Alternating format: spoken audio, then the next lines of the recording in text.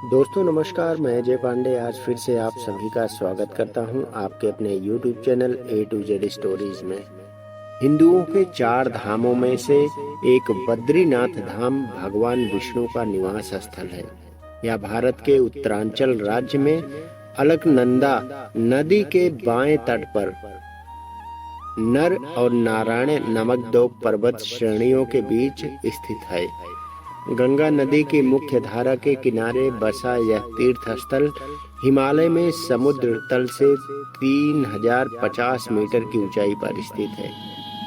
तो आइए जानते हैं बद्रीनाथ जी के बारे में 10 रोचक रहस्य। वीडियो अगर आपको अच्छा लगे तो कृपया मित्रों में जरूर शेयर करिएगा। केदारनाथ को जहां भगवान शंकर का आराम करने का स्थल माना गया है, वहीं बद्रीनाथ को सृष्टि का 8वां वैकुंठ कहा गया है, जहां भगवान विष्णु 6 माह निद्रा में रहते हैं और 6 माह जागते हैं। यहाँ बद्रीनाथ की मूर्ति शालग्राम शिला से बनी हुई है और ये चतुर्भुज ध्यान मुद्रा में है। यहाँ नर नारायण विग्रह की पूजा होती है और अखंड दीप जलता है, जो कि अचल ज्ञान ज्योति का प्रतीक है। बद्रीनाथ का नाम इसलिए बद्रीनाथ है क्योंकि यहाँ प्रचुर मात्रा में पाई जाने वाली जंगली बेरी को बद्री कहते हैं। इसी कारण इस धाम का नाम बद्री पड़ा। यहाँ भगवान विष्णु का विशाल मंदिर है और यह संपूर्ण क्षेत्र प्रकृति की गोद में है। केदार घाटी में 2 पहाड़ हैं, नर और नारायण पर्वत। विष्णु के 24 अवतारों में से एक नर और नारायण ऋषि की यह तपोभूमि है। उनके तप से प्रसन्न होकर केदारनाथ में शिव प्रकट हुए थे। दूसरी ओर बद्रीनाथ धाम है, जहां भगवान विष्णु विश्राम करते हैं। कहते हैं कि सतयुग में बद्रीनाथ धाम की स्थापना नारायण ने की थी। भगवान केदारेश्वर ज्योतिर्लिंग के दर्शन के बाद बद्री क्षेत्र में भगवान नर नारायण का दर्शन करने से मनुष्य के सारे पाप नष्ट हो जाते हैं और उसे जीवन मुक्ति भी प्राप्त होती है। इसी आशय को शिव पुराण के कोटि रुद्र संहिता में भी व्यक्त किया गया है। पुराणों के अनुसार भूकंप, जल प्रलय और सूखे के बाद गंगा लुप्त हो जाएंगी और इसी गंगा की कथा के साथ जुड़ी है बद्रीनाथ और केदारनाथ तीर्थ स्थल की रोचक कहानी। भविष्य में नहीं होंगे बद्रीनाथ के दर्शन, क्योंकि माना जाता है कि जिस दिन नर और नारायण पर्वत आपस में मिल जाएंगे, बद्रीनाथ का मार्ग पूरी तरह से बंद हो जाएगा। भक्त बद्रीनाथ के दर्शन नहीं कर पाएंगे। पुराणों के अनुसार आने वाले कुछ वर्षों में वर्तमान बद्रीनाथ धाम और केदारेश्वर धाम लुप्त हो जाएंगे और वर्षों बाद भविष्य बद्री नामक नए तीर्थ का उद्गम होगा। यह भी मान्यता है कि जोशी मठ में स्थित नृसिंह भगवान की मूर्ति का एक हाथ साल दर साल पतला होता जा रहा है। जिस दिन यह हाथ लुप्त हो जाएगा, उस दिन बद्री और केदारनाथ तीर्थ स्थल भी लुप्त होना प्रारंभ हो जाएंगे।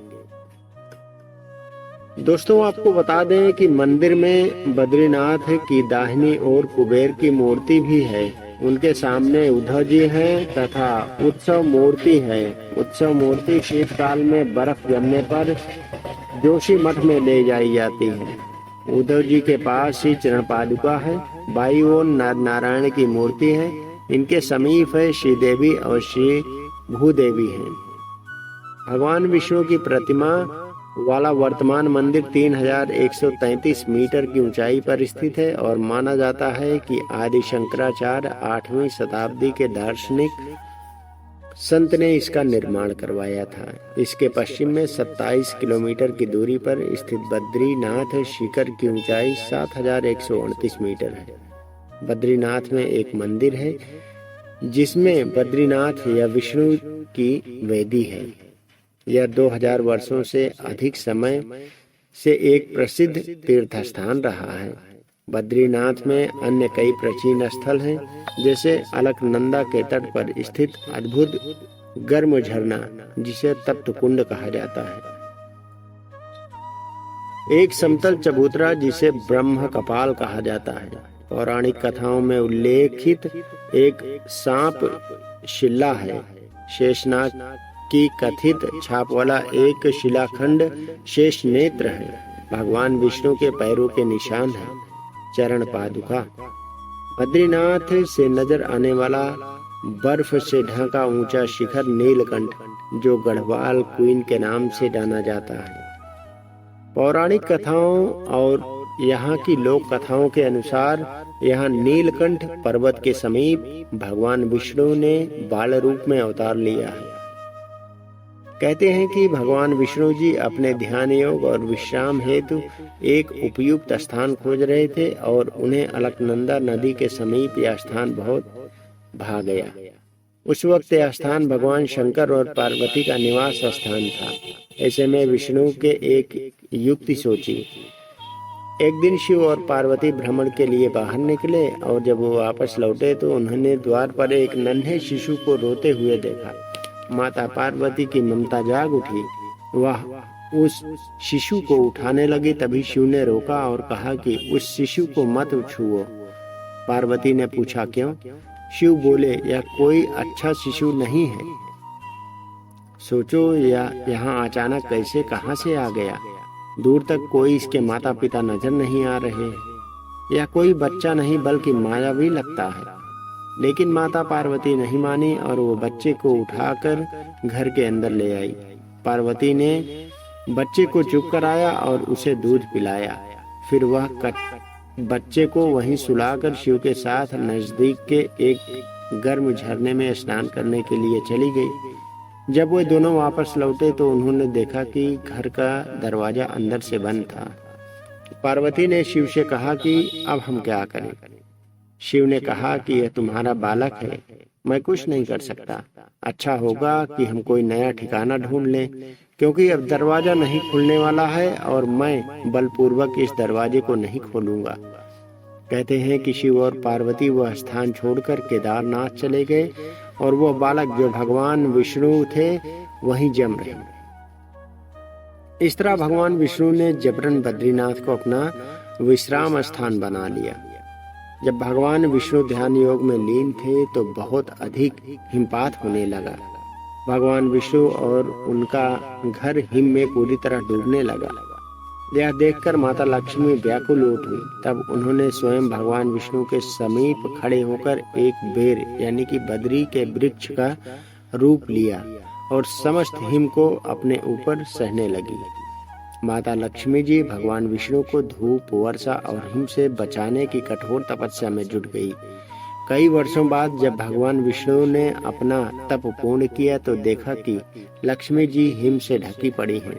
तो उन्होंने माता लक्ष्मी के तप को देखकर कहा कि हे देवी, तुमने भी मेरे ही बराबर तप किया है, सो आज से इस धाम पर मुझे तुम्हारे ही साथ पूजा जाएगा।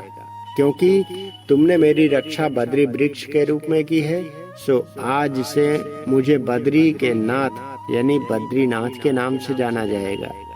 इस तरह से भगवान विष्णु का नाम बद्रीनाथ पड़ा।